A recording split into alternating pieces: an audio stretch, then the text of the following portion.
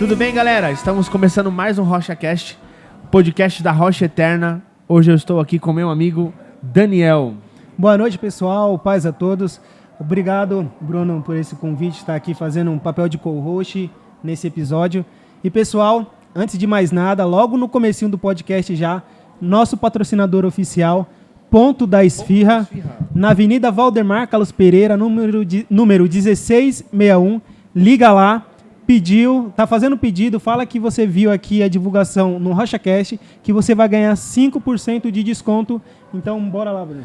Top demais, peça, lá tem esfirra, fogaça, pastel, pizza, o que você imaginar tem uma galera que vai te atender com a melhor qualidade lá. Tô com o prazer de entrevistar o meu amigão aqui, Matheus. Seja bem-vindo, Matheus. Deus abençoe a sua vida aí, meu irmão. Vamos nessa?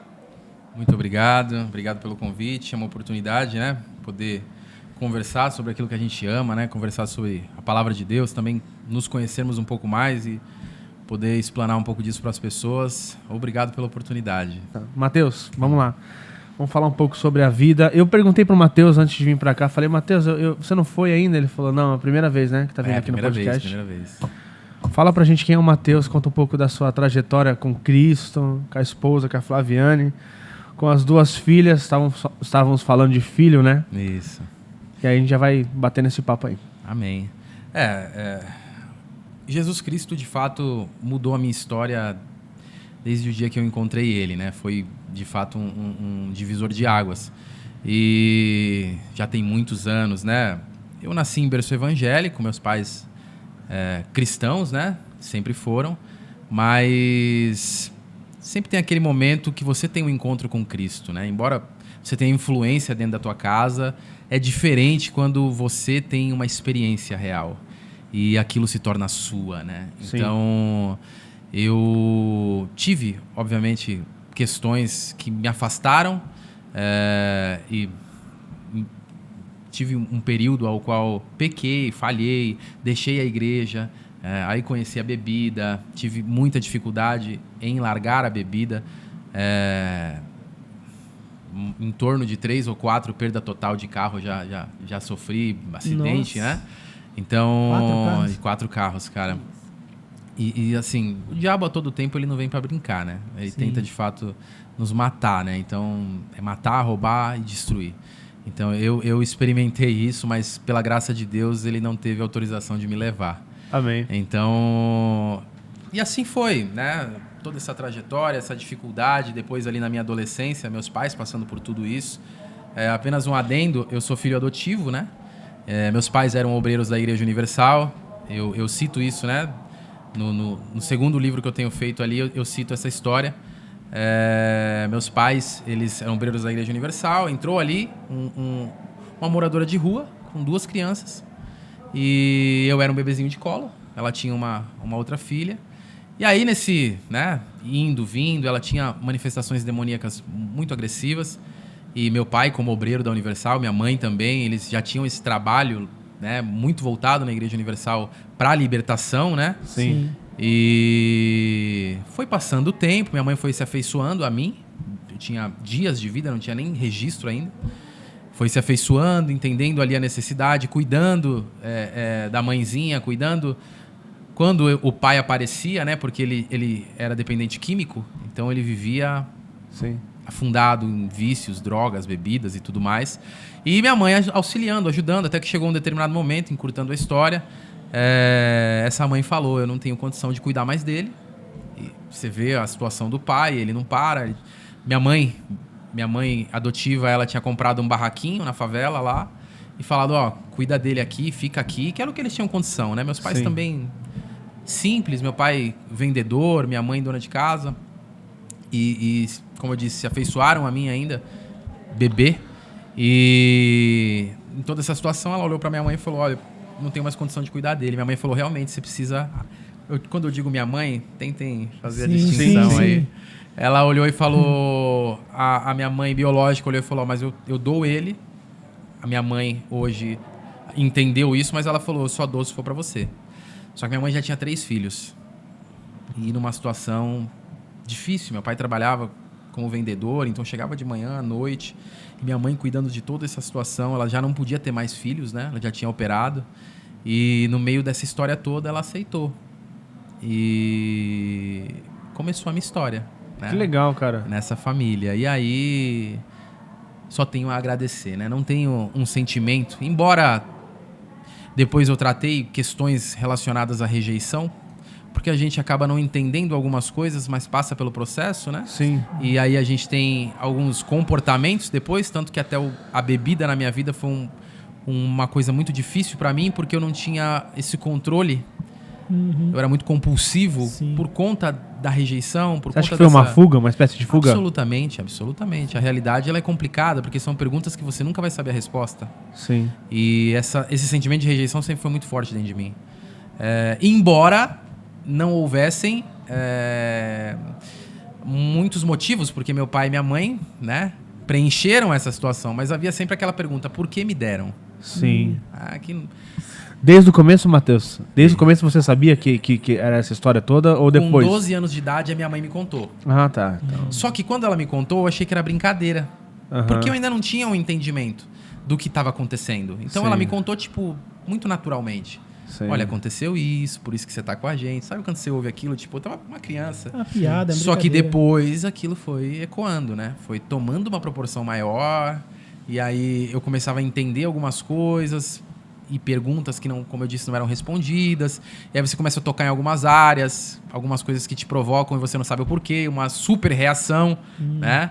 E aí a bebida caiu como uma luva nesse sentimento de rejeição e fuga. Porque a bebida, quando te tira da realidade, e eu bebia até perder a consciência, era uma forma de não lidar comigo mesmo, né? Com os meus problemas, com as minhas falhas.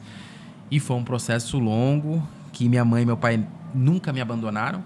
Imagina, eu chegava na quarta-feira, começava a beber. Quarta, quinta, sexta, sábado, domingo.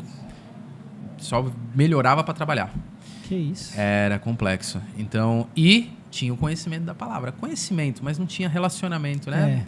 Diferença. Então, assim foi. Deus foi tratando a minha vida, foi me limpando, foi me mudando. E eu fui deixando essas coisas de lado, né? E me voltando. Graças a Deus. À igreja, a Deus. Tive, graças a Deus, pessoas maravilhosas que me recepcionaram na igreja e me trataram assim, mesmo sabendo das minhas dificuldades, das minhas impossibilidades. Tive um líder de jovens que eu, bebendo na minha casa, ele, mano, eu vou lá com você. Eu bebendo, ele sentava do meu lado e ficava lá comigo. Nossa, e nunca me julgando. Não, Matheus, tô aqui, precisa de qualquer coisa. E assim foi. Nunca tive aquelas pessoas que me condenaram, que me, né? Sim. Acontece na história algumas dificuldades, alguns problemas que você encara, mas Deus sempre foi muito misericordioso nesse caminho, sabe? De restauração, de transformação, de cura, de renovo. E assim foi, né? Sim. Assim foi. E qual a idade, Matheus, que você falou que sua mãe te contou com 12 anos, mas qual a idade assim que você caiu em si de toda a realidade e que você se afundou nas bebidas? Acho que com 15, 16 anos eu comecei a ter comportamentos que eu também não entendia, porque eu não me sentia parte de nada, entende?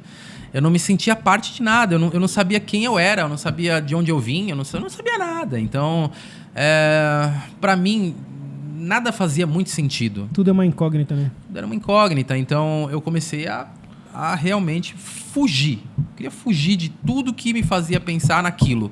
Porque aquilo para mim não era uma verdade. Porque eu tinha meu pai, a minha mãe, eu tinha os meus irmãos, e aquilo que tinha acontecido para mim não fazia sentido. Não era algo que eu queria compreender, não é algo que eu queria responder, entendeu? E aí eu fiquei até nesse período, talvez eu erre as datas, né? Eu não sou muito bom de data, mas eu fiquei nesse período até meus, sei lá, 18, 19 anos, que eu comecei a beber ali com 16 anos, 15, 16 eu comecei, aí fiquei desse jeito aí, causando na vida do meu pai e da minha mãe. E aí com os 18, 19 anos, a mãe chegou e falou: não tem mais jeito, cara, você vai pra uma escola missionária. Uhum. Mesmo você, antes de se libertar do vício? Antes de me libertar do vício. Eu tinha acabado de dar uma perda total. Mais uma perda total. Eu já tava, mano, não sabia mais o que falar, não sabia mais o que fazer. Eu já tava tipo, mano, não acredito que eu bati outro carro, cara. Acabado de ganhar aquele carro. Eu trabalhava na época, mas aí minha irmã fez um negócio com a minha mãe e falou: vamos fazer uma forma pra ele ter um carrinho, né? Porque eu tinha acabado... Tinha que trabalhar, eu era vendedor, tinha que ter carro, né, cara? Sim. Então, bati o carro num poste. Tava 80 por hora, não virei nem para a direita nem para a esquerda. Fui reto, nem freiei. Rebentou, perda total. Perda total, vendendo a sucata. E nessas batidas todas, você nunca se machucou gravemente? Nunca me machuquei. Cara, capotei o carro numa vala. Minha família provavelmente vai ouvir isso, eles sabem. Cara, ligaram pro meu irmão de madrugada, capotei numa vala. Essa vala, ela tava com água. E era um Uno. Afundou o teto. Meu cinto travou. E no carro de trás tinha um bombeiro, velho. Nossa. Sim. Eu tenho ainda um caroço nessa costela porque eu fiquei forçando do cinto, fraturou. Sim. E aí o cara pulou dentro dessa vala, cortou meu cinto e me salvou, mano. Sempre um cuidado de Deus, né, cara? Todas as vezes. Cara, eu tenho certeza que o diabo, ele pede a alma das pessoas. Porque ele não tem permissão de matar sem que Deus, de alguma forma, permita. Deus, ele tem o controle de todas as coisas. Sim. E eu tenho certeza que que o diabo muitas vezes foi na presença de Deus e falou, ele é meu. E Deus bancou minha existência. Falou, não, ainda não. Ele não vai agora. Sim. Porque era pra mim ter morrido, isso eu não tenho a menor dúvida. E tudo isso lá na Baixada. Tudo isso lá no litoral, lá em Bertioga. E todo esse livramento, toda essa história, toda essa situação.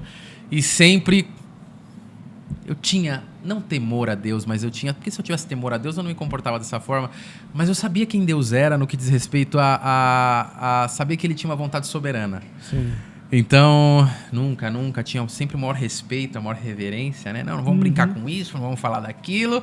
Porque eu sabia que Ele me guardava. E só um adendo, a gente vai até falar das músicas e tudo mais. Muitas das coisas que Deus me deu foi quando eu ainda era criança. Uhum. E eu guardei.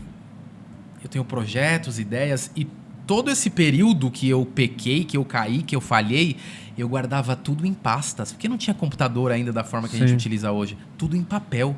Então eu fazia festas na minha casa, bebida, não sei o quê, mas tinha um cantinho lá que tava todos os projetos que Deus tinha me dado na infância. Que legal, cara. E aí eu ia vivendo, porque eu sabia, eu sabia quem era o Deus dos meus pais, mas eu não me comportava como alguém que o conhecia, entende? Uhum. Então, a vida foi indo, cara. A vida foi indo. Fui para missões, fui para Jocum, uma escola de treinamento missionário, ETED, escola de treinamento e discipulado. Fiquei lá por 7 meses, morando nessa base. Integral lá? Integral. Uma vez por semana só que podia receber visita ou sair acompanhado, que era uma escola que muitas pessoas tinham problemas lá. Sim. Então, na minha cama do lado direito, tinha um cara que tinha tido relação com mais de 1000 homens. E ele gostava de falar isso. Era um cara complicado. Na cama de baixo tinha um cara que tinha tomado 2 tiros e foi enviado para essa escola missionária. Então ele ainda estava mancando. Então eram pessoas assim, cara, que estavam fugindo da sua realidade. Sim. Porque não tinham mais para onde ir. Acabaram não ia indo para pra casa lá. de recuperação, não ia para... Foram para essa escola. Como último recurso, Como né? último recurso. Não era uma escola de missionários e tal, não. Era uma escola de resgate. Sim, tipo restauração total, né? Restauração total. E aí eu fiquei lá todo esse período, 7 meses. E aí você tem relacionamento, você ouve, você convive. Saí de lá a 1000 por hora. E aí entra uma questão que eu acho que é uma crítica da minha parte, mas não sei. A pessoa sai dessas escolas missionárias, como eu saí, e volta para a realidade da igreja, achando que a igreja vai recepcionar ela no mesmo nível. Tipo assim, você vai chegar, você já vai cuidar, você vai fazer, irmão. A realidade da igreja é diferente. É A outra. igreja local é totalmente diferente. Não é full time no que diz respeito a vai ter serviço pra você, você vai estar engajado na obra. Não, você vai ter momento de solitude na tua casa. Sim. Você vai ter momento que você vai ter que aprender a lidar consigo mesmo de novo. E como eu disse pra vocês, eu não tinha resolvido as minhas questões ainda. E quando eu voltei pra minha solitude, as perguntas voltaram a ecoar. Embora eu tenha lidado com paternidade, com tudo isso, mas ainda não tinha sido a cura mesmo, sabe? Foi uma fuga, que foi um ambiente que proporcionou todo aquele cenário, mas quando eu saí, a realidade bateu. Sim. Né? Então, caí novamente. Então, você imagina, né? Meus pais terem feito tudo isso. Depois de quanto tempo, mais ou menos? Você saiu da escola, aí voltou Pouco pra igreja? tempo, foram alguns meses. Tá. Porque aí eu tive um choque de realidade com a igreja. Eu sentia que a igreja não estava preparada para me receber. O que você acha que faltou na igreja? Isso serve até de um adendo Sim. pra gente, né? Mas a grande realidade não é o que faltou na igreja. É o que faltou em você? É a forma que Do eu preparo. saí da onde eu estava. Aham. Eu deveria ter sido preparado para voltar para a realidade da igreja. E eu não fui preparado para isso. Então eu vim com uma expectativa que Alta. foi frustrada. Sim. Mas não por conta de falta da igreja. Não houve falta da igreja. Houve uma expectativa minha errônea por conta da realidade que eu estava vivendo. Só que full time não é a realidade da igreja. Matheus, deixa eu abrir um parênteses aqui. A gente vai voltar para... Porque é importante saber. Tem muita gente que sai desses centros missionários e hoje em dia, graças a Deus, tem muitos espalhados pelo Brasil inteiro, né? Pelo mundo. E quando essas pessoas saem, elas vão fazer missão e passam pelo que você passou. Muitas delas são enviadas até outras bases em outros países, outros estados. Sim. E a realidade é que você está o dia inteiro absorvendo conteúdo bíblico, o dia inteiro em oração, você tem compromissos. A sua agenda é uma agenda missionária. Exato. E aí quando você sai e volta para a realidade da igreja, vamos falar aqui em São Paulo, uma cidade a 1000 por hora, né? São Paulo também é a grande região, Matheus, para quem não sabe, mora lá em Guarulhos, que também é gigantesca cidade. E todo mundo com as suas rotinas frenéticas. Ok. Como que a igreja vai lidar com a mesma precisão do que os centros missionários? Não tem capacidade para poder lidar com isso e muitos missionários acabam se frustrando. Exato. E aí se perdem. No caso do Matheus, ele acabou voltando para uma situação que ele já vivia, mas tem muita gente que ela não vai para situação nenhuma, mas ela se frustra.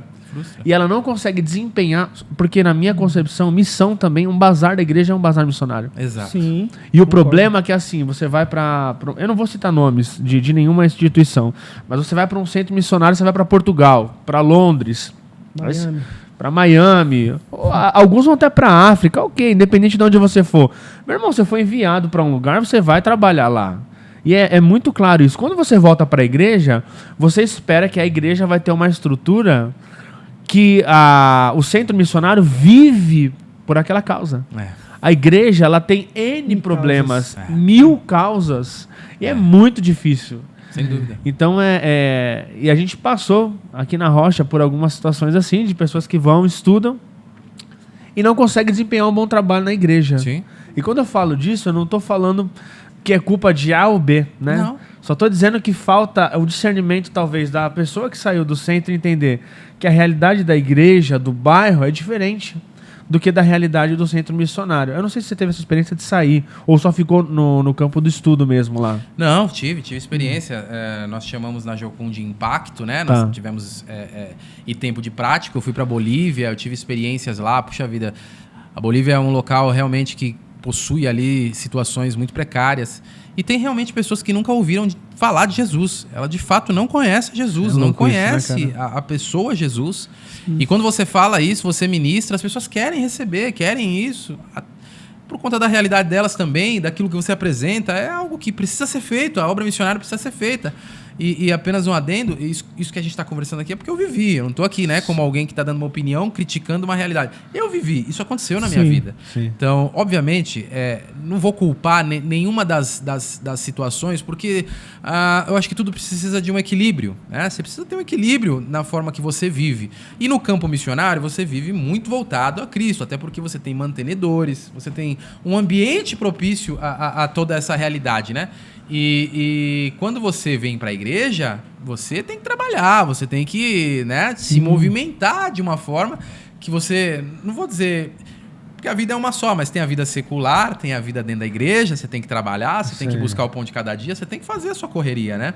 Sim. E se você não estiver preparado, como eu disse, você se frustra. E eu me frustrei.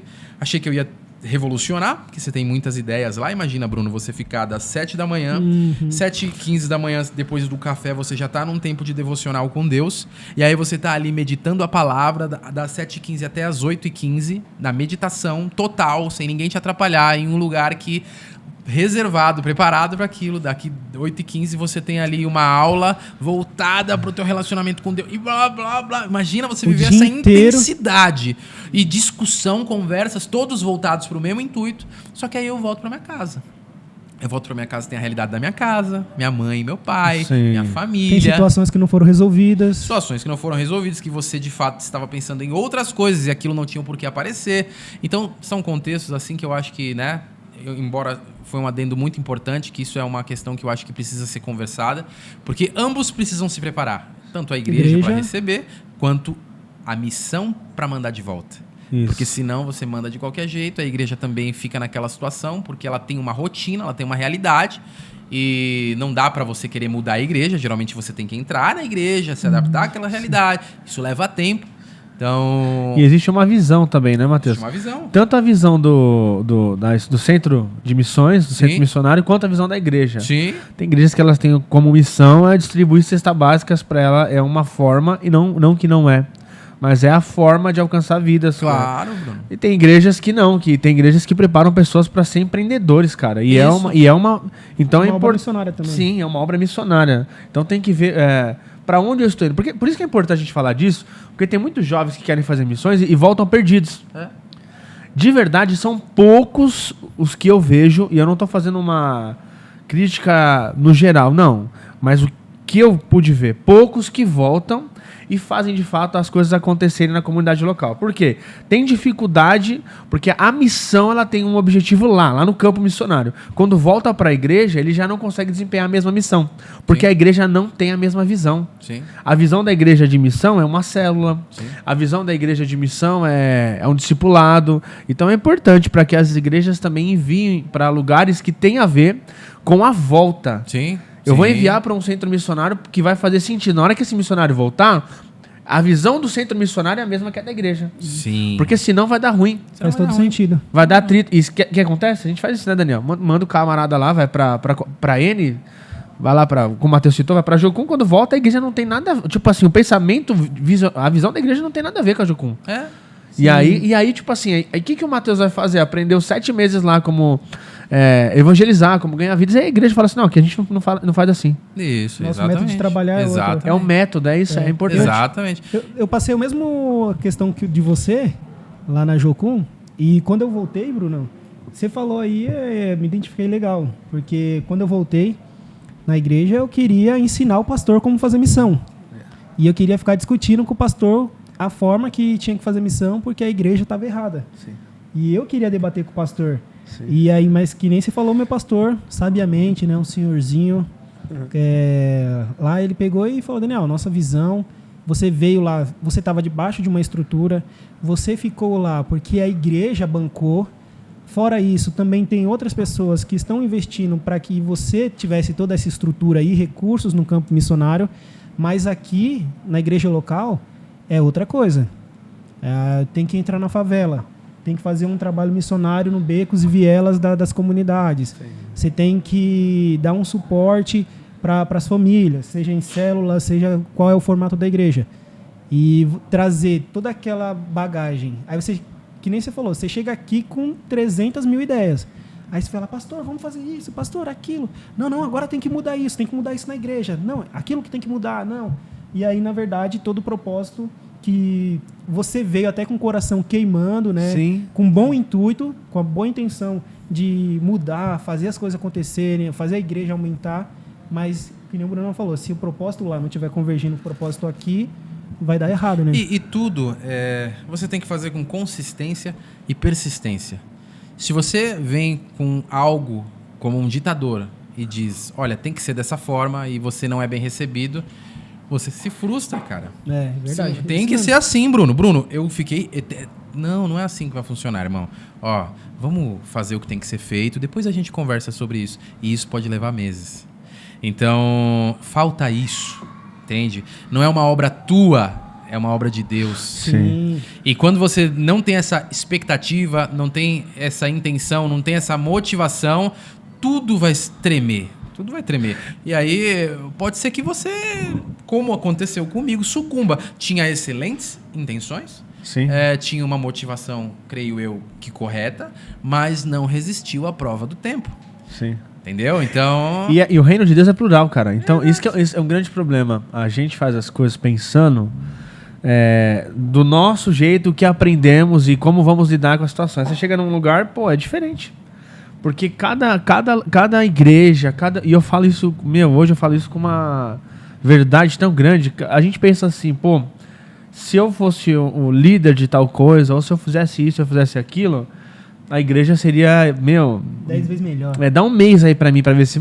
Cara, não caia nesse erro. Porque assim, uma coisa que eu tenho aprendido, se a gente não trabalhar junto, não vai dar certo. Claro que eu tenho um ponto de vista, você tem um, mas o destino final, ele tem que ser o mesmo. Vamos alcançar vidas? Então, o que você pode agregar, Matheus? O que o Daniel pode agregar? O que eu posso agregar? A gente vai pegar as ideias, linkar e vamos ver qual que vai ser a melhor. A Bíblia fala aqui na multidão de conselheiros a sabedoria. Então, essa é uma realidade. Isso, e tudo vai se encaixando com o tempo, né? Hoje eu utilizo coisas que eu aprendi, a gente tem a escola aqui da igreja do Carisma, né? Sim. Coisas que eu aprendi lá que hoje faz parte daquilo que eu coloco em prática agora. Mas quantos anos fazem isso? Muitos anos. Então tem que ter paciência, tem muita coisa que você aprende, tem muita coisa que você carrega que não é para ser aplicado imediatamente. Sim. Às vezes a gente com Deus tem esse imediatismo, é imediatismo, é agora. Obviamente que tudo tem o seu tempo. Existem portas que se abrem, que você tem que entrar, mas existem momentos que essas portas não estão abertas, não dá pra você arrombar. Sim. Vai ter que esperar. Vai ter que esperar. E é o processo natural da vida é esperar. Eu confesso pra vocês que pra mim um dos versículos mais difíceis é o Salmo 40. Versículo 1. Esperar com paciência no Senhor. Pô, isso é difícil. Vamos continuar, Matheus? Senão a gente fica preso nas missões aqui. A gente fica horas, porque é um ramo gigantesco. E vocês tiveram vivência nisso. Eu vivo diariamente isso. Mas vamos pro próximo ponto aqui. Fala um pouco depois da sua volta. Aí você acabou não se firmando na igreja, ficou por alguns meses, saiu e daí? Continua a história. Olha, verdadeiramente que eu me firmei foi com 24 anos de idade. Com 23 para 24 anos de idade ali que eu entendi quem eu era em Cristo. E hoje eu tô com 32 anos, fazendo 33 agora dia 27 de abril. Daqui a pouco, uma idade que para mim tem muito significado, né? E nesse período ali eu voltei para a igreja. Eu até costumo falar, falei pro Mauro, né, um tempo desses aí. Eu lá na Rocha de Bertioga, essa rocha ela não existe mais, virou outra igreja. Estava voltando para Cristo, mas esse pessoal que me acolheu ali sabia que eu cantava, falou: Matheus, dá uma força pra gente no louvor. E eu voltando, né? Já não tava bebendo na mesma intensidade, não tava saindo, mas ainda tomava uma cervejinha e tal. E as portas todas fechadas, coisa difícil, sabe? Um momento assim que Deus estava me empurrando mesmo para voltar. E nessa situação toda, eu tava nessa igreja cantando, no início ali que eu tava voltando. O pastor Mauro tava na minha frente, pregando, ele foi numa festividade. E aí o Maurão, ele pegou e falou, pregando pra igreja: eu tô vendo uma pessoa aqui que a partir de hoje vai ter a vida dela transformada. Ele tá com o cabelo assim, tá com uma roupa assim, tá assado, e ele tava me descrevendo. E eu tava atrás dele. Mas ele não tava te vendo? Não tava me vendo. Só que eu fiquei com vergonha de falar pro Mauro: sou eu. Pô, tava no púlpito. Tá ministrando. Eu tava ali atrás, eu falei, pô, vou ter que me mostrar aqui. E vão falar, mas ele tá lá, como é que ele tá voltando? E depois daquele dia, depois de todo esse contexto, né? Obviamente foi uma obra de Deus e eles só trouxe aquela clareza, né? E aí a partir dali, meu irmão, aí voltei, conheci minha esposa. Aqui na Rocha, lá na Rocha Bertioga. Lá na Rocha Bertioga. Legal. Conheci minha esposa, começamos a namorar, e aí foi muito rápido, 1 ano e pouquinho a gente já casou. E aí as portas abriram, ela morando em Guarulhos, eu em Bertioga. Ela ficou por quase 2 anos indo e voltando todo dia. Que isso. Trabalhando aqui, ela trabalhava poucas horas por dia, 5 horas por dia, então ela ia, voltava, a gente tinha um apartamento lá, até que chegou um momento que a gente falou, não dá mais. E eu falei pra ela, é melhor eu começar do zero do que você, então eu vou embora com você. E eu vim embora pra cá. Legal. E aí, meu irmão, assim, Deus foi maravilhoso. Desde os meus 23 anos ali até os meus 33 anos, vamos fazer 10 anos, né, disso. Deus abriu as portas de uma maneira assim, profissionalmente falando, cara. E é uma coisa que eu quero deixar até para todo mundo que tá ouvindo aí. Existem portas que elas não são tão chamativas no que diz respeito. É um excelente salário. Sim. É um negócio que é descomunal. Eu entrei em portinhas que quase não tinham nada para me oferecer, Brunão. Salário ali, ó, piso do piso, cara. Uhum. E foi daquele lugar que Deus me levou para um lugar maior. Sim. E foi daquele outro lugar que Deus me levou para outro lugar através de conexões, através de situações. Então, assim, não julgue algumas coisas que Deus faz esperando que vai ser extraordinário o início. Isso. Normalmente não é extraordinário o início. É natural. Sim. É normal. É no ordinário. Sim. Como o Mauro costuma dizer, no ordinário que acontece o extraordinário. E aí a coisa aconteceu na minha vida, profissionalmente as portas começaram a abrir, a gente foi, né, conquistando as nossas coisinhas, aí depois a gente comprou uma casinha, foi fazendo, né, foi buscando. E aí só um adendo e um testemunho também. Nós não tínhamos filhos, né? Eu e a minha esposa não tínhamos filhos ainda. E eu tava mexendo no celular e vi lá um programa de uma prefeitura, da prefeitura de Guarulhos, né? Que você podia acolher uma criança por um determinado período. E aquela criança era uma criança que foi, por algum motivo, levada para um abrigo. Sim. E no caso dessa criança foi uma situação... A mãe tentou matar o pai, foi um negócio muito louco. E ela foi para esse conselho, né? Pro conselho tutelar, ela ficou lá. E aí eu falei, Fabiane, dá uma olhada nesse programa aí e tal. Ela olhou o programa e falou, me interessei, vou me inscrever. Se inscreveu no programa, a gente começou a participar disso. E um dia eu tava para mudar de emprego. Tipo, só pra você entender, eu tava numa empresa trabalhando, mas eu falei, amor, não faz mais sentido eu estar aqui. Deus quer me levar para outro lugar. Recebi uma proposta de emprego, daqueles negócio de entrevista, sabe? De emprego. Salário de R$900. E tinha comissionamento. Eu falei, amor, vamos tentar. Eu não sei, é comissionamento, eu faço meu salário, mas aqui onde eu tô não dá mais. Fui lá, quando eu fui lá, era a empresa que vendia para a empresa onde eu trabalhava. Sim. Então, o salário era só uma parte, a comissão que era o grosso. Uhum. Então, eu fui e falei para minha esposa, né, na mesa, amor, eu vou para lá e tal, e nosso telefone toca. Olha, tem uma criança aqui de, se eu não me engano, 4 meses, ela chegou e vocês são a próxima família que vão estar acolhendo. Uhum. Então, pode vir buscar. E a gente foi buscar. E estourou a pandemia. Um processo que era para ser de 3 meses, para ela ficar com a gente e ir embora, ela ficou 1 ano e 2 meses. Uhum. A gente se apegou. E para devolver. Eu lembro dessa fase, desse papo. E nós não tínhamos filhos. E ela se tornou nossa filha. E eu falei para minha esposa falou, e aí? Eu falei, se a gente não lutar, talvez a gente se arrependa. Uhum. Mas se a gente lutar e não der certo, a gente entende que Deus quis que fosse assim.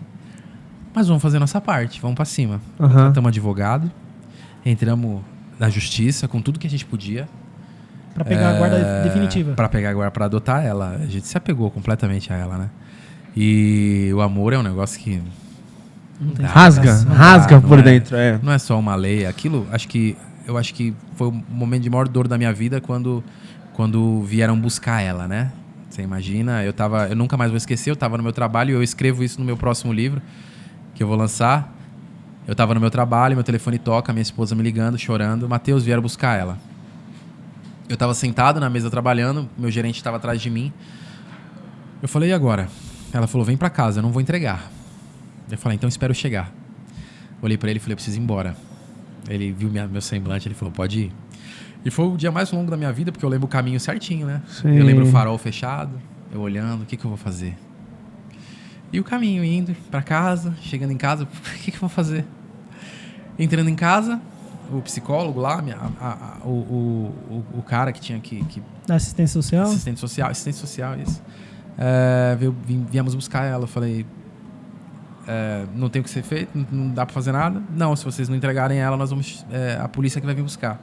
Foi assim que chegou em casa. E eu falei, então vocês pelo menos me dão 1 minuto? Que eu não conseguia falar, tá ligado? É uma situação que você não dá, cara. Não dá. E a gente que é cristão, não é uma questão de querer fazer justiça, qualquer coisa. Não é isso, cara. Você sabe que chegou o momento.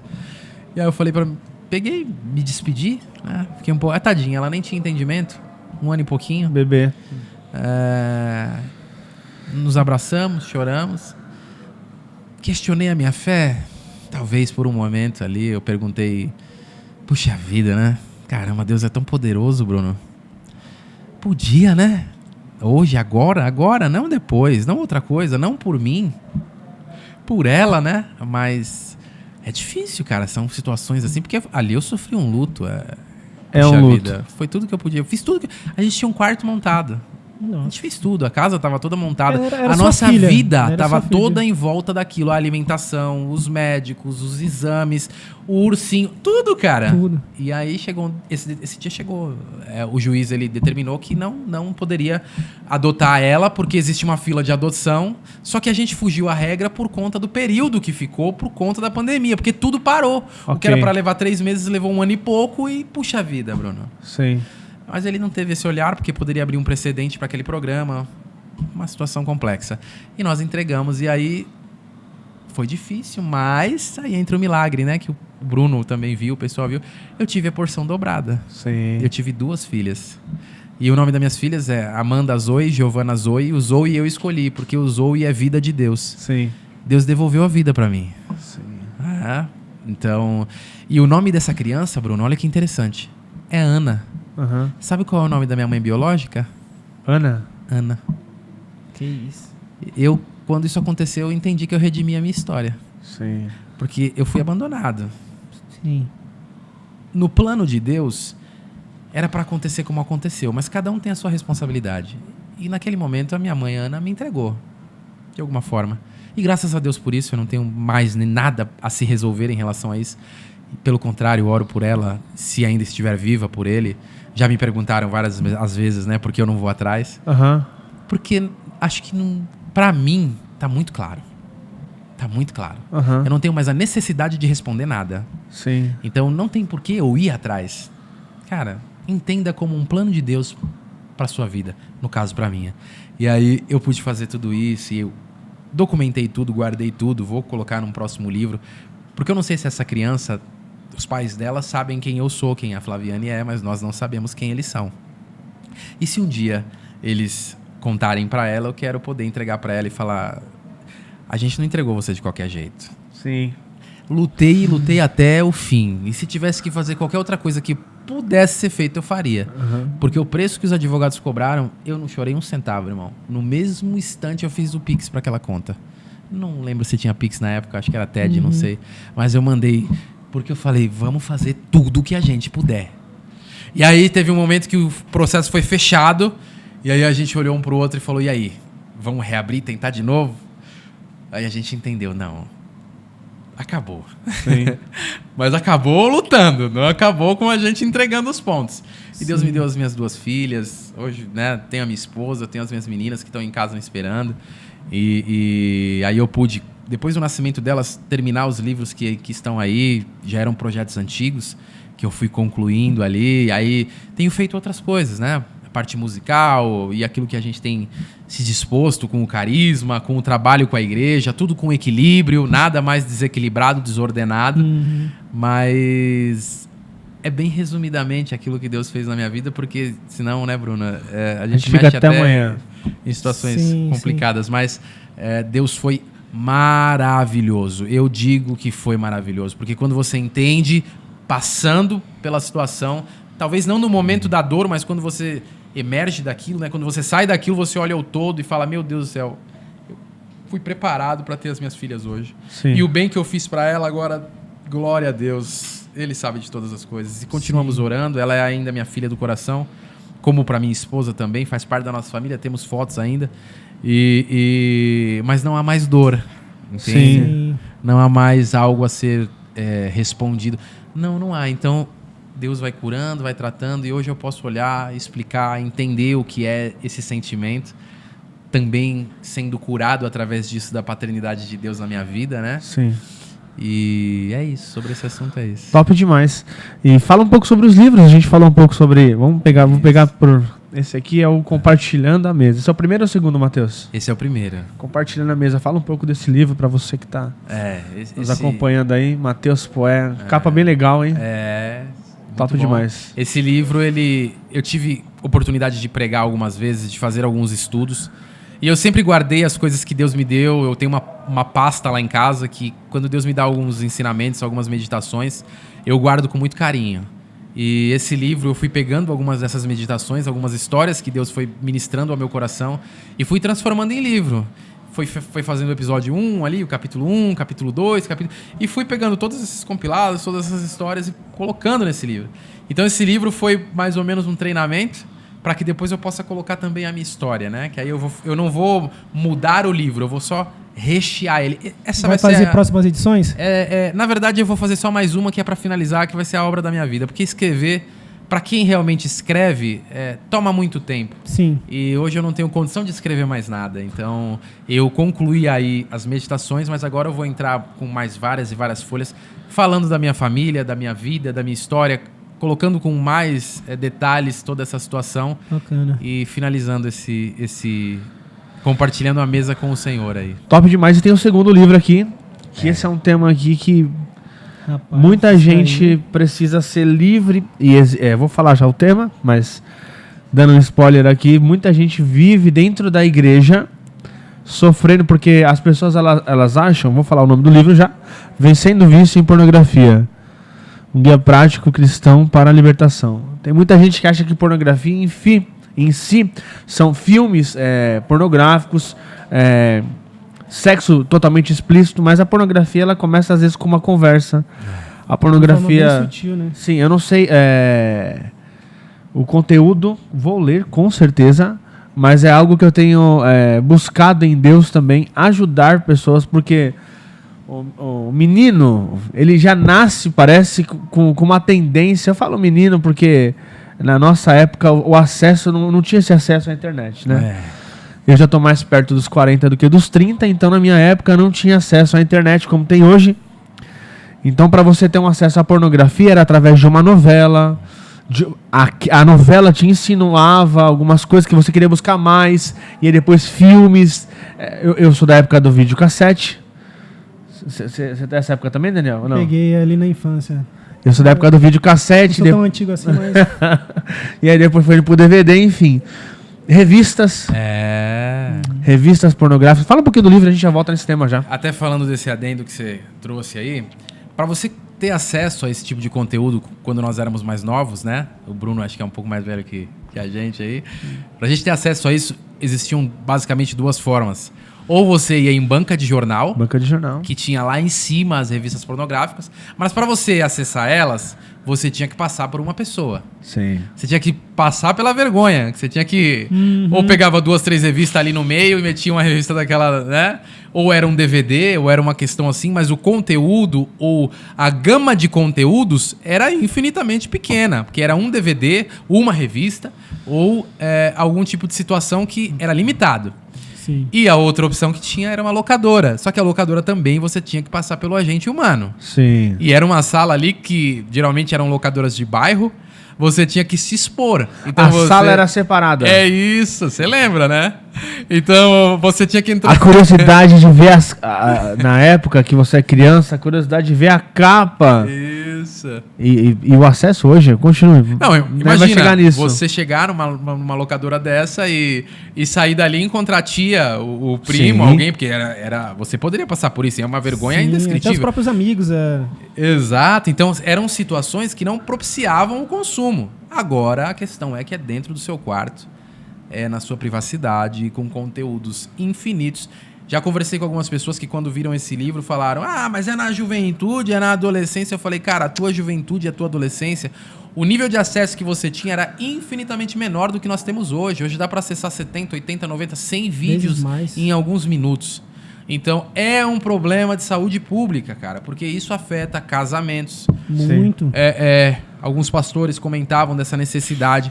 É um tabu? Ainda é um tabu, é uma questão de dificuldade para o número de pessoas dentro da igreja que ainda praticam esse ato. Sim. Eu acho que é um tabu, Matheus, porque as pessoas elas ainda são bloqueadas por algum tipo de conversa, algum tipo de... E você só consegue ser livre se você realmente falar. Sim. Uma coisa que eu digo sempre, as pessoas procuram a gente na igreja, né? Para quem não sabe, eu sou hoje... pastor de igreja, atendo pessoas na igreja, na Rocha Eterna, na Vila Carrão. E quando você vai conversar com alguém, a pessoa ela tem que falar para você o que ela tem para você poder, de alguma maneira, orientá-la, ajudá-la, dar um direcionamento à luz da Bíblia, à luz da palavra, o que o Senhor direciona naquele momento. A pornografia, para você ser livre, como qualquer outra doença... você tem que falar o que você tem. Você chega na sala do médico, você diz assim: doutor, eu tô com dor na perna. Então ele vai examinar a perna. Você chega lá, você fica quieto? Não. Você tem que falar. E o tabu tá aí, porque ninguém quer se expor. Na verdade, eu acho que o tabu não é falar exatamente sobre a pornografia, é expor as suas feridas, é expor que eu consumo, que isso me afeta. Então as pessoas não querem falar, porque elas não querem se expor. E aí acaba criando esse Mas bloqueio. Eu tenho certeza, Bruno, que você, por te conhecer, você é um pastor preparado. Mas existem pessoas que, quando ouvem algumas coisas, primeiro são as reações. Uau, você? Sim. E não é assim que deve ser tratada a questão. E esse livro, na verdade, é uma preparação também para líderes conseguirem lidar com essa situação. Sim. Porque muitas das pessoas que estão nos altares, muitas das pessoas que estão ali trabalhando na obra, têm algum tipo de problema voltados à pornografia. Pornografia tem a ver com dopamina. Dopamina tem a ver com uma questão de recompensa. É complexo tudo isso. Esse livro eu trago mais detalhes, mas... E também falando da construção desse livro, foram muitos estudos, porque eu tinha muita dificuldade e tinha medo de me expor, falar da minha dificuldade para a minha liderança, porque eu não queria perder meu ministério. Então, eu já era ministro, já tinha questões ali dentro da igreja, e eu tinha medo de quando eu falasse... Mudar a sua imagem, né? Mudar, absolutamente. Por quê? Porque isso é uma questão que já basta Satanás me condenar. Agora, tem necessidade do obreiro ou de quem quer que seja também me condene. Então, esse é um processo, sim, de ajuda, não de fato de jogar o cara pro canto ou de algum tipo de situação que venha a denegri-lo em relação... Não, é um problema que nós estamos enfrentando e eu falo nesse livro e é o próximo problema que nós vamos enfrentar, que é a realidade virtual. Sim. Realidade virtual, nós ainda somos antiquados e antigos. Quando os nossos filhos falarem disso, vai ser como se nós estivéssemos falando do videocassete. Porque com a realidade virtual vai ser sensorial.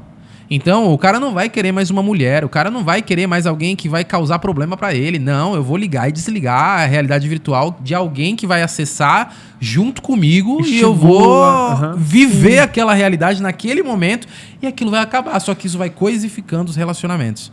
Então, esse é o próximo problema que nós vamos enfrentar em relação à sociedade. Hoje já se pode criar conteúdos através da minha própria imaginação. Então você consegue...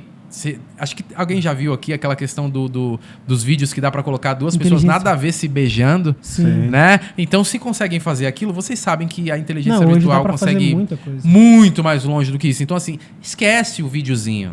Esquece. Já existe hoje questão de realidade virtual, daqueles óculos de realidade aumentada, né?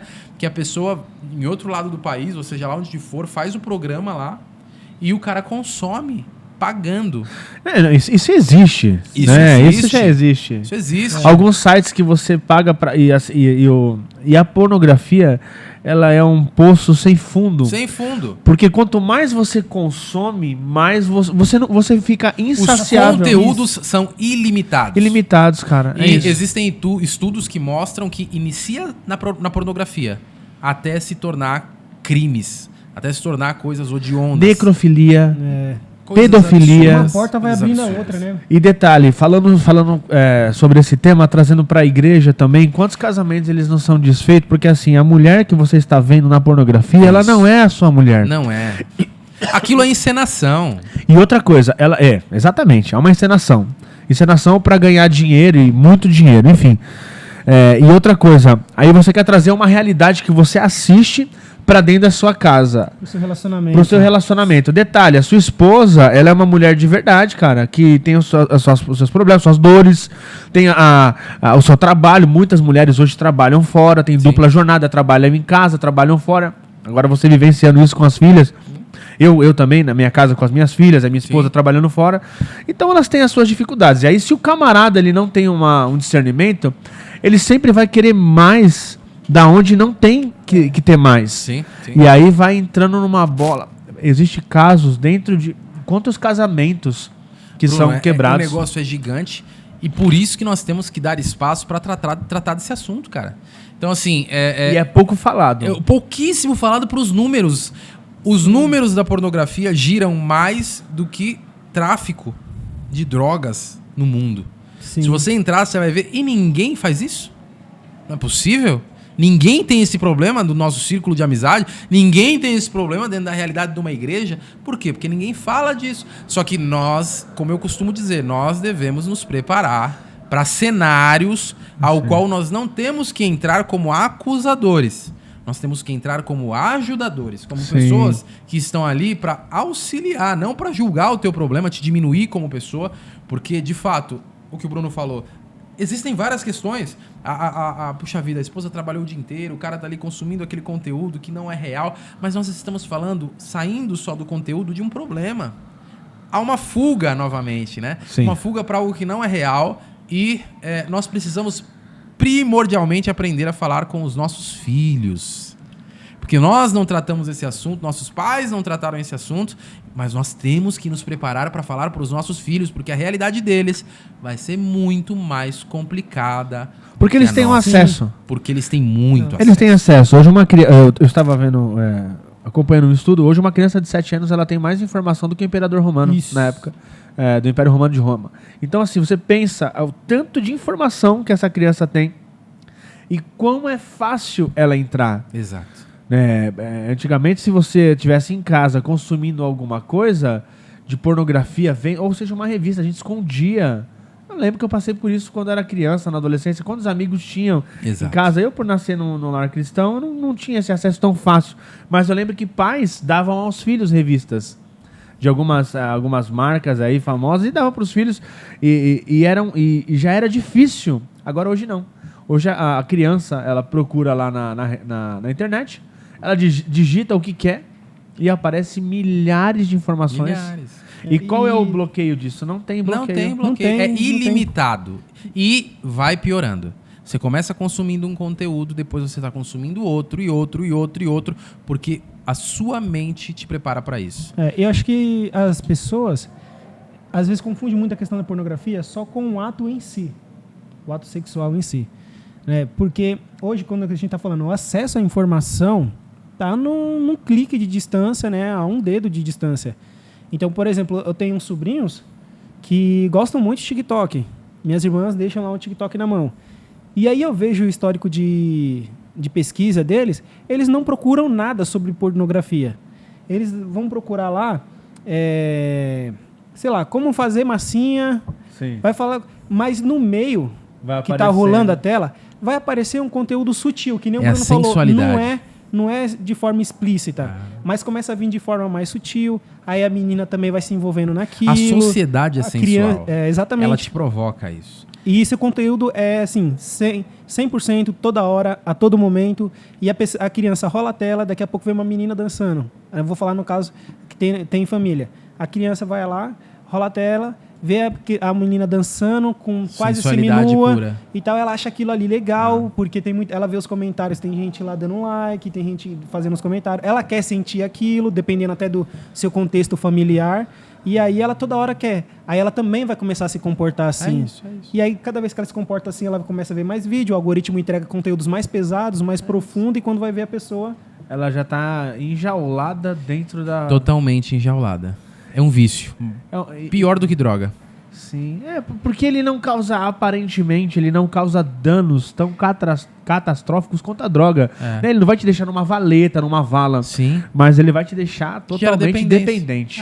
Exatamente. E aí todas as suas ações, você pode ser movido por pornografia, cara. Sim. Tem gente que o negócio é complicado e tive oportunidade de conhecer.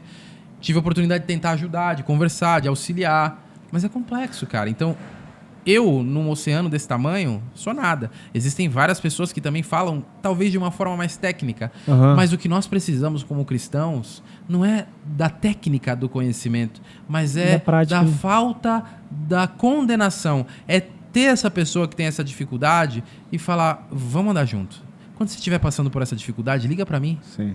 Dá um toque. Eu não vou te julgar. Eu não tô aqui pra te dizer que você vai lá perder tudo que você fez na sua vida. Ou, cara, eu tô aqui pra te ajudar. Matheus, algum tempo atrás eu ouvi o Ebi Uber falando sobre isso. Não sei se você já ouviu. Não ouvi. Ele fala que ele teve um problema logo. Eu ouvi. Lembra? Ouvi, sim. Que quem aconselhou ele foi o pastor, que na época era o irmão mais velho dele. Sim.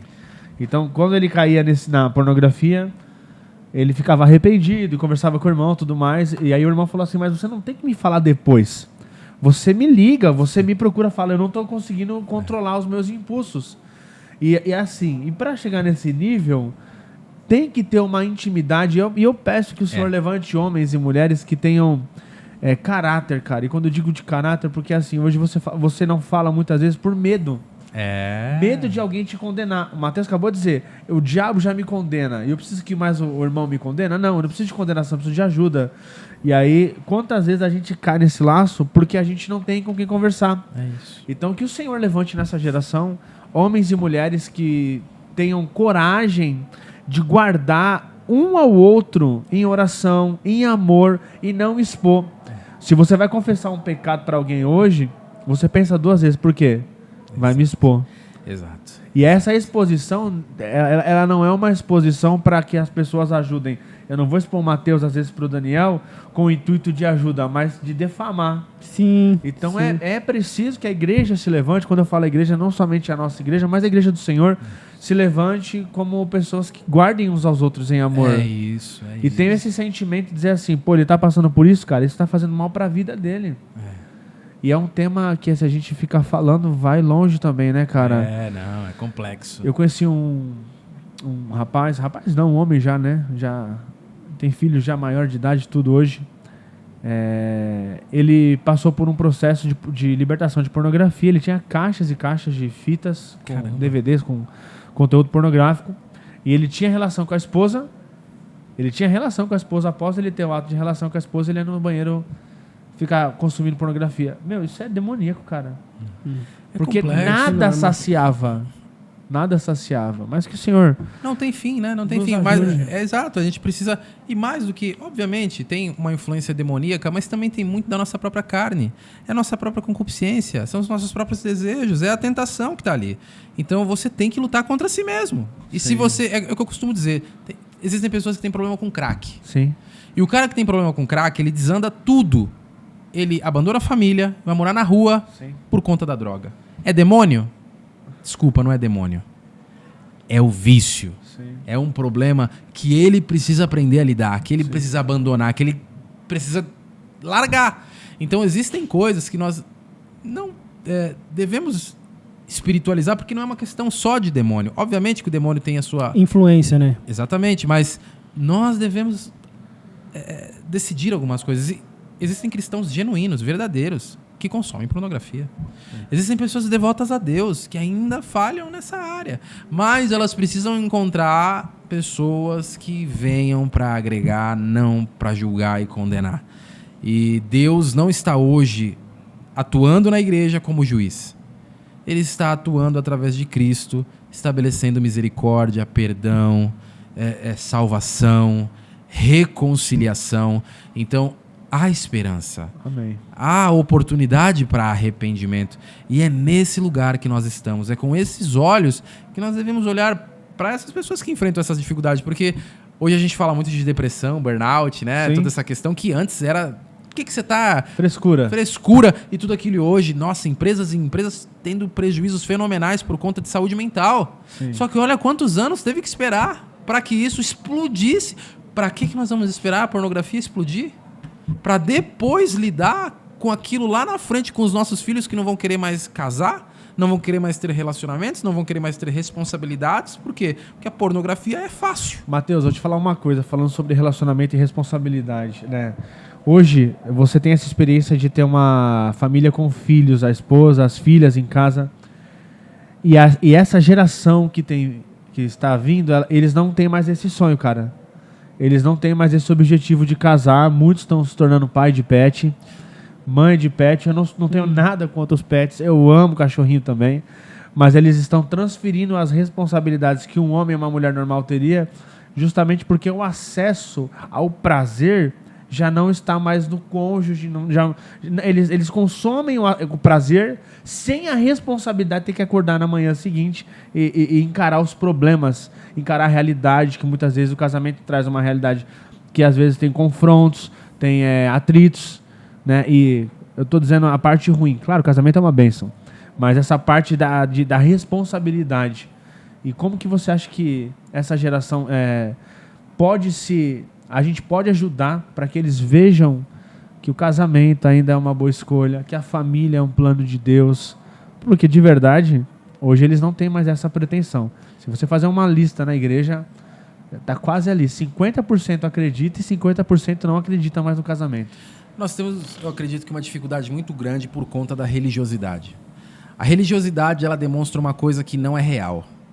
As pessoas não mostram seus defeitos, as suas falhas, seus problemas e vendem uma imagem de perfeição. O Instagram é isso, né? Você tem lá todos os momentos felizes, mas não existem momentos tristes, né? Sim. E, obviamente, que o casamento não é fácil. O casamento são duas pessoas completamente diferentes e todos os dias, desde pequenas coisas ou grandes coisas, você pode ter opiniões diferentes. E você tem que marcar o seu território, você tem que falar, não, eu gosto disso, o outro gosta daquilo, então vamos encontrar, vamos convergir isso. E dá trabalho. É muito dificultoso. Nós precisamos falar das nossas dificuldades para que as pessoas entendam que nós, embora tenhamos, superamos. E não superamos de qualquer jeito, a gente sai melhor. A gente sai com mais experiência. A gente sai aprovado. E as pessoas fogem do sofrimento, né? E o sofrimento, ele gera crescimento. Então, não adianta eu não querer ter um carro porque o carro dá manutenção. Sim. Não adianta eu querer fugir de tudo aquilo que pode me dar trabalho. Filho dá trabalho? Dá trabalho. Mas ouvi uma pessoa dizer que ter filhos é deixar de você mesmo orbitar na sua própria órbita, né? Você para de ser o centro do universo e se torna o universo de alguém, né? É complexo? Claro que é, mas isso me torna melhor. Eu não viro uma pessoa egocêntrica que quer crescer, né? Tudo aconteça ao meu redor. E as pessoas hoje acham que eu sou o centro do universo, né? Tudo é por conta de mim, estão falando de mim, estão me perseguindo. Mas muitos de nós, como geração, falhou em transmitir, em transferir algo valioso, que é, como eu disse, a questão de falar sobre pornografia, que quase todos nós tivemos algum tipo de dificuldade. Sim, sim. E com conteúdos muito inferiores. Hoje é diferente. Então, é não ter um computador num quarto de um adolescente. Isso quer dizer que eu estou ferindo ali a escolha dele? Não, é cuidado. É realmente colocar bloqueios no celular. Por quê? Porque você está cuidando, porque depois que o problema estiver lá, vai ser mais difícil. É mais problemático para resolver. Então, nós temos que acertar a dose do remédio como igreja, como família, tratar dos problemas como problemas, não maquiar tudo. E essa geração, talvez a nossa geração, falhou com a geração anterior. Vendeu uma ideia que não era real. E aí, quando eles experimentam aquilo, falam, mas não é assim. Não quero isso, eu não quero o casamento dos meus pais. Eu não quero os filhos que foram abandonados. Eu tenho uma dificuldade hoje com a Igreja Universal por conta do Bispo Macedo, porque ele é a favor do aborto. Como ele é a favor do aborto para filhos não planejados, ou seja lá o que for, sendo que dentro da igreja dele, meu pai e minha mãe tiveram a oportunidade de transformar a minha história e não me abortar porque eu não fui planejado. Então é obviamente uma história que precisa ser melhor conversada, melhor falada, para que não fique ruídos, né? Então é muito fácil culpar a geração anterior ou a geração da frente sem nos responsabilizar, porque nós falamos de legado, né? Eu deixo um legado. Qual legado você deixa pro teu filho? Quando eu escrevo esses livros, não importa se eu venda 2 ou 3, não importa se tenha 2 ou 3 likes ou 2 ou 3 vídeos, é o propósito da minha vida, então eu tenho que morrer vazio. Eu entreguei tudo, Deus salvou uma pessoa, glória a Deus. Eu fiz o que eu tinha que fazer, eu não fiz o que eu achava que os outros iriam aprovar ou gostar. Então, é assim que eu caminho. Esses livros foram recursos pessoais. Não houve um centavo de ninguém. A construção, tudo foi contratado para que fosse feito. E hoje, eu tenho esses livros na igreja como doação para a obra. Por quê? Porque Deus tem me sustentado. Só que o meu compromisso é com a verdade que Deus me ensinou. Sim. Então, tá aqui, minha filha, quando crescer, vai saber que eu escrevi um livro dedicado para ela. Sim. Não importa mais quem vai ler. Eu faço a minha parte. Deus, Espírito Santo, é quem faz o resto. Eu só jogo ali, né? Semente. Jogou a semente. Agora, quem vai dar o crescimento, quem vai transformar, quem vai fazer tudo é o Espírito Santo, é Deus. Sim. Eu não me vanglorio de nada disso. Porque eu tive dificuldade com isso. E se eu não tomar cuidado hoje, Brunão, caiu de novo, irmão. Se você não ficar atento, se você não vigiar, irmão, você peca, você falha. Sim. E isso me torna melhor do que você? Claro que não. Claro que não. Isso me torna melhor do que quem tem práticas que eu condeno? Não torna melhor, cara. É uma busca constante por aperfeiçoamento, Bruno, né, cara? Sim, é isso. Nós estamos aqui vivendo 70, 80 anos buscando a nossa salvação, buscando que o Espírito Santo de Deus tenha espaço no nosso coração e morrer todos os dias, cara. Mas todo dia a mãozinha sai lá do caixão, né? Sim. Todo dia é uma ira, cada um tem a sua falha. Por isso que eu não menosprezo de quem tem esse problema, de quem tem o outro. Cada um tem o seu. Eu não tenho problema de mirar, mas às vezes o cara tem um problema de se irar. Sim. E eu não vou menosprezar, porque aquilo rouba a paz dele, rouba o sossego. Sim. Então nós precisamos olhar com esse olhar, sabe? De compaixão, de misericórdia. Amigo, o dia da condenação, o dia do juízo, talvez um dia chegue ali na frente, logo em seguida, eu não sei. Mas isso não cabe a mim. Sim. Eu não tenho que te olhar e te condenar e te julgar. Eu tenho que te olhar e dizer, cara, se você está aqui, se você está arrependido, se você quer mudança, vamos junto, porque eu também estou no mesmo caminho. Sim. Talvez em um momento diferente da vida, mas a luta é a mesma. Sim. Só são momentos diferentes. Então, é isso, os livros que eu escrevi, as músicas, tudo que eu tenho feito é nesse intuito, não de visualização, porque eu não vou me vender para aquilo que dá certo. Sim. Eu vou fazer aquilo que eu acredito que foi o que o Espírito Santo me chamou. Sim. Então, é isso que nós precisamos, é isso que o Bruno faz quando pastoreia. Eu lembro que você falou na sua entrevista que você recebeu uma palavra que você seria pastor. Sim. Quantos anos demorou para que você fosse pastor? Cara, eu não lembro exatamente, mas quase uns 20. Meu Deus, cara. É assim que Deus trabalha. Não é no imediatismo. Então, vai construindo, deixa acontecer. Se um dia chegar em qualquer lugar, não muda nada. Talvez 10 pessoas estão me ouvindo hoje nessa live e outro dia 50 mil. Não tem problema. Sim. Porque o que importa é você transmitir o Evangelho de Jesus Cristo. Sim. Se eu alcancei vale mais do que o mundo inteiro. A Bíblia não fala isso? Que uma alma vale mais que o mundo inteiro? Eu penso, vale mais que o mundo inteiro, isso é materialidade, né? Vale mais do que coisas. Sim. Então, cara, tem gente que doa a sua vida para conquistar bens. Eu dou a minha vida para ganhar uma alma. Glória a Deus, que Deus olhe para mim, tenha misericórdia e eu possa viver a eternidade com Ele, sabe? Então, é basicamente isso. Sim. Top. Essa fala do Mateus, ela traz uma paz tão grande porque... parar de comparar aquilo que você faz com aquilo que o outro está fazendo. Então, de repente, você que nos acompanha aí, se o seu ministério, ele não, na sua cabeça, ele não está tão frutífero, se a sua vida ela não está tão frutífera, tenha isso em mente. Não morra com nada, morra vazio. E quando quer dizer morrer vazio, eu vou entregar tudo que eu tenho para Deus. Eu não vou deixar sonhos que Deus me deu se frustrarem porque eu vou fazer comparativos. A vida se torna mais leve, o tempo se torna mais bacana porque a gente para de comparar. Então, se eu vendo 10 livros ou se eu vendo 100, tanto faz. O que importa é a minha vida com Deus e o que Deus tem proposto para minha caminhada. Sim, certo, Daniel? Eu concordo plenamente, Bruno. Essa parte de morrer vazio, ainda bem que você e o Mateus deixou bem claro, é vazio das coisas de mim mesmo, né? Sim. Porque às vezes as pessoas têm isso no coração, quando você falou lá da causa, perguntando para o Mateus, qual a causa, qual a possível causa de tudo isso, né? E eu vejo como um plano eu falo do plano de Satanás, porque que nem o Mateus falou, às vezes não é o dedo dele diretamente, mas indiretamente, ali como o pastor Mauro fala, a influência. Cara, as linhas filosóficas de 20, 30 anos atrás que estavam ensinando aos nossos pais, que pegaram a gente também na faculdade, é de livrar o homem da responsabilidade. Hoje, um psicólogo fala para uma mãe que a criança não pode sofrer traumas. Não pode falar muito firme, porque se a criança chorar, ela fica traumatizada. Sim. E aí, aos poucos, no dia a dia, o que a criança vai fazendo? Ela vai se formando cada vez mais frágeis. Sim. Aí não tem o peso da responsabilidade. Eu vou falar um pouquinho do meu contexto, porque eu nasci e cresci dentro da favela.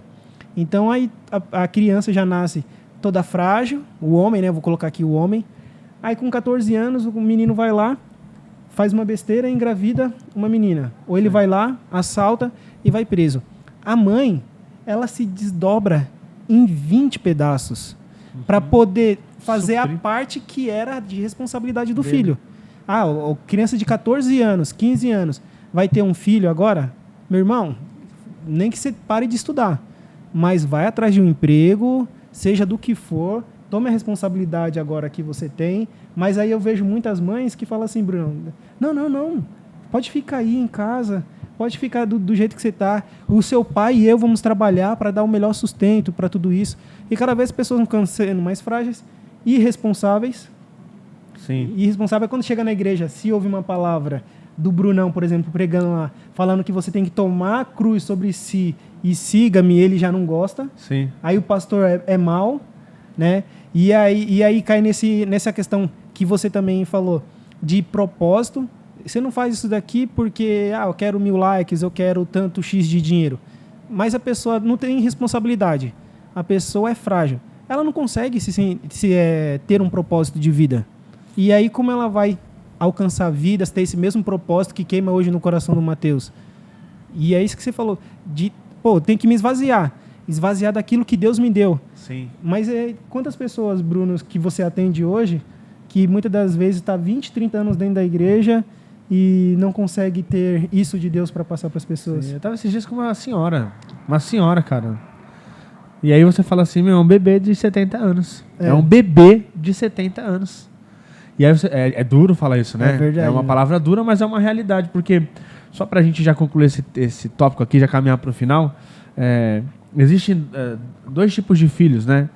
Que a gente vai ver algumas palavras no Novo Testamento falando sobre o filho ruiós e o teknon. Sim. O ruiós é o filho que tem maturidade, que ouve as coisas difíceis e ele absorve o que ele precisa gerar de mudança nele e não responsabiliza os outros pelas atitudes que ele tem que tomar. Sim. E essas crianças, elas responsabilizam a mãe, o pai, o tio, a tia.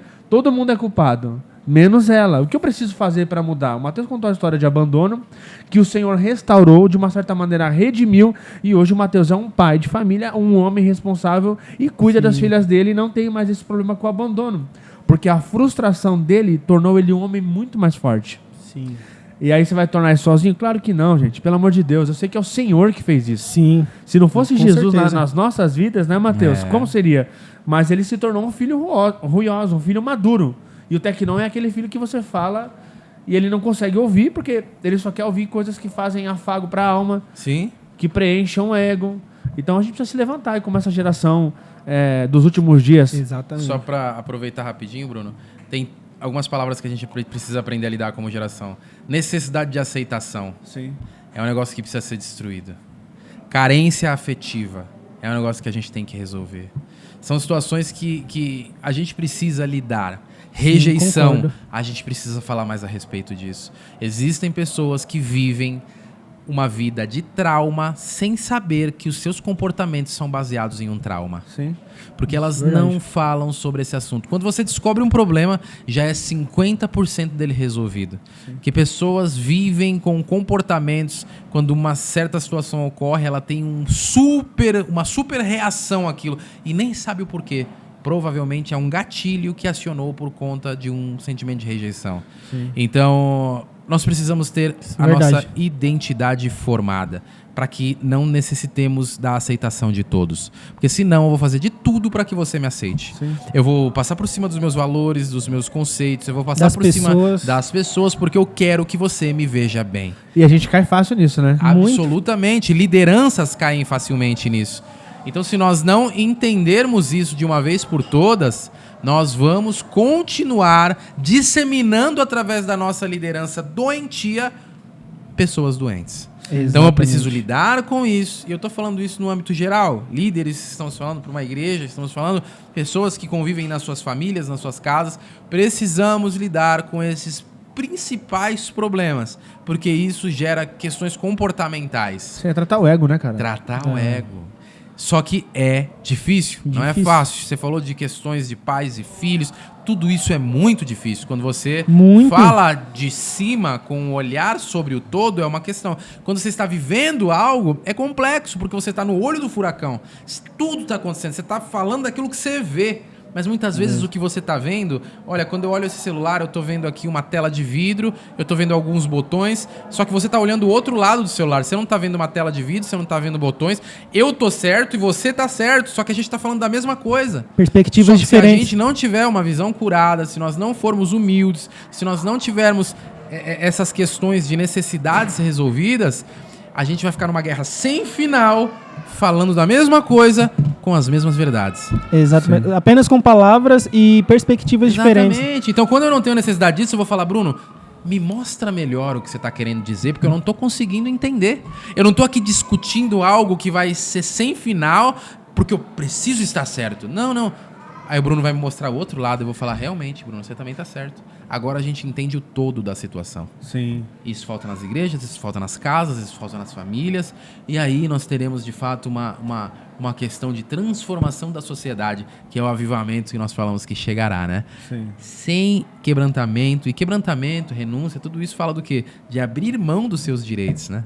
De abrir mão de algo que você acha que deve ser seu. Não, Deus, eu coloco tudo diante do Senhor. Minha vida está... Os meus conceitos eu derramo diante de Ti. Me ensina a viver da Tua forma. E aí a gente começa, de fato, a ver essa transformação. E aí eu começo, de fato, a acabar com paradigmas, mentiras, sofismas, para que Deus venha e realmente mostre pra gente a coisa como ela é. E o Bruno, como pastor hoje, é uma geração que pegou uma geração que você falou, uma senhora de 70 anos... ainda como uma filha. Você tem crianças, você tem toda essa questão ideológica, você tem tudo isso, mas você pode ser alguém que vai gerar transformação. Sim. Exato. E é aqui que nós estamos na história. Né? Amém. Sim. Mateus, considerações finais. Certo, Daniel? Já estamos. Senão a gente vai ficar aqui conversando horas. Amém, não. Tá maluco. E as meninas, a Giovana e a Amanda já devem estar nem esperando já nem me fala. O papai chegar. Eu quero agradecer esse período. Oro para que realmente essa conversa tenha gerado algum tipo de fruto no teu coração, algum tipo de intensidade para que algo seja feito. Nós temos aqui um pastor, caso você precise. Eu não sou pastor, eu não tenho título, mas eu tenho uma vocação que é, de fato, pregar o evangelho a toda criatura, né? Mas essa vocação não é só minha, é de quem está assistindo, é de todo mundo que está nessa mesa, né? Sim. E eu sou grato a Deus pela minha família, grato à minha esposa, grato ao pastor Mauro, que cedeu esse espaço, esse momento para que nós tivéssemos tudo isso. Recomendo mais uma vez os livros aí. Não tem nenhum tipo de lucro aqui, pessoal, o intuito não é isso, mas é poder te ajudar, poder te auxiliar, poder compartilhar de fato a mesa com o Senhor, é sentar com Ele, ter esse tempo de comunhão, de transformação. E eu tenho certeza que Deus vai falar muito ao teu coração. Agradeço muito, Salles, agradeço, Brunão. Obrigado por esse período, por esse tempo aqui. Que surjam novas oportunidades, talvez eu sentado aí, porque eu gostaria muito de ouvir vocês. Tenho certeza que vocês têm muito para ensinar. Pena que o tempo é curto, né? Porque eu quero entrar em vários assuntos aqui e a gente vai... A gente só começou, na verdade. Vai ter o número 2. É isso. Vamos marcar o número 2. Glória a Deus. Agradecer, Daniel. Antes de agradecer, gente, quero falar mais uma vez do nosso patrocinador. Tá passando aqui, ó, Ponto da Esfirra. Fica localizado ali na Avenida Valdemar Carlos Pereira, 1661. Você que aí tá assistindo agora, enquanto tá assistindo, desde lá do começo, mas não comprou até terminar esse episódio, aproveita agora, tá no finalzinho do episódio, liga lá. Quando você ligar, fala que você viu a propaganda, aqui o anúncio no Rocha Cash, e você vai ganhar 5% de desconto. Fala que viu no Rocha Cash, desconto garantido. E, gente, obrigado por estar aqui. Mateus, obrigado por essa entrevista aí, contar um pouco dessa história. Cara, eu te conheço da Rocha, mas não conhecia os bastidores da sua vida, né? Para você ver que, às vezes, ali no culto a gente não consegue conversar tanto com as pessoas, se aprofundar no relacionamento, né? E ver o que Deus fez na sua vida. Amém. Né? E eu fico feliz, espero de verdade aí ao pessoal, aos organizadores aí, que tenha o número 2, tá bom? Aí a segunda edição, pra gente ouvir mais coisas maravilhosas que Deus fez através da sua vida. E, gente, obrigado. E por mim, da minha parte aqui, até a próxima. Amém. Deus abençoe você que nos acompanhou até agora. Lembrando que a gente vai ter uns episódios muito bacanas esse ano ainda. Tem o Davi Lago, Nicolai, que é um vereador amigo meu também, lá de Cajati, presidente da Câmara dos Vereadores, pensa num cara top. Falamos com esse queridão Mateus, um homem de Deus. Amém. Daniel, obrigado mais uma vez. Fiquem atentos aí, muita coisa boa chegando por esse ano. Agradecer a oportunidade de estar fazendo esse episódio e mais alguns, cobrindo aqui o Paulo, que fez isso aqui que faz isso com tanta maestria. Agradeço a Deus, o pastor Mauro, a toda a equipe da Rocha Eterna, os meninos que estão aí no staff, na produção, programando tudo aí. Depois isso é tudo editado. É um trabalho que vale a pena. Sim. Muito obrigado, Deus abençoe e até a próxima. E, gente, peraí, Brunão. Tem que pedir pro pessoal se inscrever aí, dar um like. Se inscreva no nosso canal. Dá um like aí, ajuda aí. Sim, no RochaCast. Comprem os livros do Mateus, conteúdo abençoado. Amém. Dá um like aí, curta, compartilhe, que essa informação alcance vidas. Boa. Para que a palavra do Senhor continue sendo pregada aí, em nome de Jesus. Deus abençoe. Glória a Deus, Deus abençoe.